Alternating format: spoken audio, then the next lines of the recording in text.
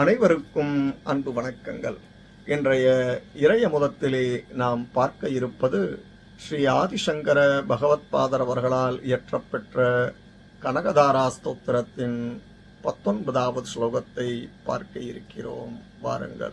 திகஸ்திபி கனக கும்ப முகாவசிருஷ்ட ஸ்வர்வாகினி விமலசாரு ஜலாப்ளுதாங்கீம் प्रातर्नमामि जगतां जननीमशेष लोकाधिनादगृहिणीममृताब्धिपुत्रीं दिग्गस्तिभि कनककुम्भ मुखावसृष्ट स्वर्वाहिनी विमलचारु जलाप्लुताङ्गीं प्रातर्नमामि जगतां जननीमशेष लोकाधिनादगृहिणीममृताब्धिपुत्रीं.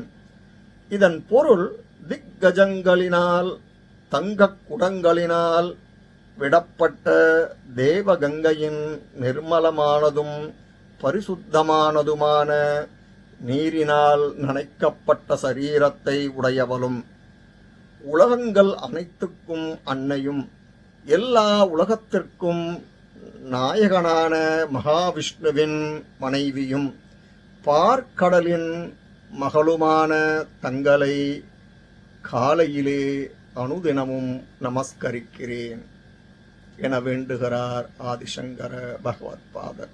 இதன் தொடர்ச்சியை அடுத்த பதிவிலே பார்ப்போம். நன்றி, வணக்கம்.